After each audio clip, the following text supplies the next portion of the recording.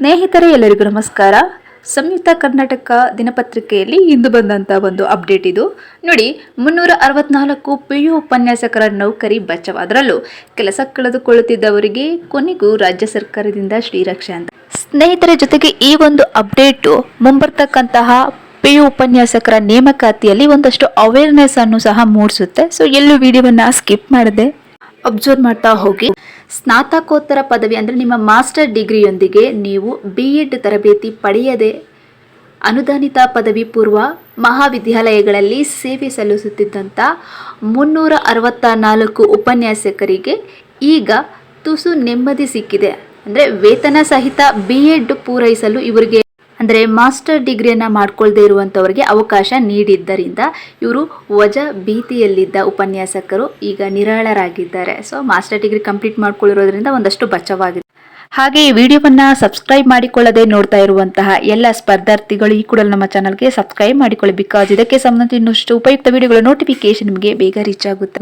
Next ಮಾಹಿತಿಗೆ ಬರೋದಾದ್ರೆ ಸಮಸ್ಯೆ ಏನಾಗಿತ್ತು ಸ್ನೇಹಿತರೆ, ಸಿಂಪಲ್ ಆಗಿ ಅರ್ಥ ಮಾಡ್ಕೊಳ್ಳಿ. ನಮ್ಮ ಕರ್ನಾಟಕದಲ್ಲಿ ಇರತಕ್ಕಂತಹ ಅನುದಾನಿತ PU ಕಾಲೇಜುಗಳಲ್ಲಿ 876 ನೌಕರರು BEd ಅನ್ನು ಮಾಡಿರಲಿಲ್ಲ ಎಂಬುದರ ಬಗ್ಗೆ ಇಲ್ಲಿ ತಿಳಿಸಿರುವಂಥದ್ದು.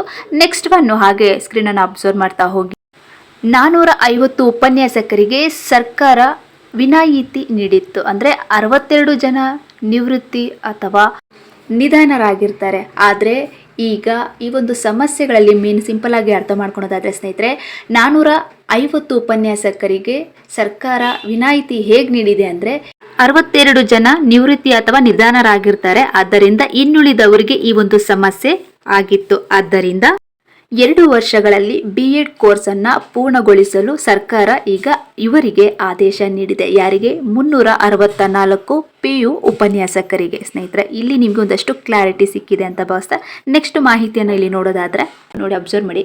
ಉಪನ್ಯಾಸಕರಿಗೆ ವರದಾನ ಏನಿದು ಅಂತ ನೋಡೋದಾದ್ರೆ, ಅನುದಾನಿತ ಪದವಿ ಪೂರ್ವ ಮಹಾವಿದ್ಯಾಲಯಗಳಲ್ಲಿ BEd ತರಬೇತಿ ಇಲ್ಲದ ನೋಡಿ 2008 ನಂತರ ನೇಮಕಗೊಂಡಂತಹ 364 ಉಪನ್ಯಾಸಕರಿಗೆ ಸರ್ಕಾರ ಆದೇಶದಂತೆ ಇವರಿಗೆ ಅನುಕೂಲವಾಗಲಿದೆ. ಕಳೆದ 17 ವರ್ಷಗಳಿಂದ ನೌಕರಿಯಿಂದ ವಜಾಗೊಂಡು ಬೀದಿಗೆ ಬೀಳುವ ಭೀತಿಯಲ್ಲಿದ್ದ ಉಪನ್ಯಾಸಕರಿಗೆ ಈಗ ಸರ್ಕಾರದ ಆದೇಶ ವರದಾನವಾಗಿದೆ. ಸೊ ಒಟ್ಟಾರೆಯಾಗಿ 364 PU ಉಪನ್ಯಾಸಕರ ನೌಕರಿಯಿಂದ ಸೇಫ್ ಆಗಿರುವಂಥದ್ದು.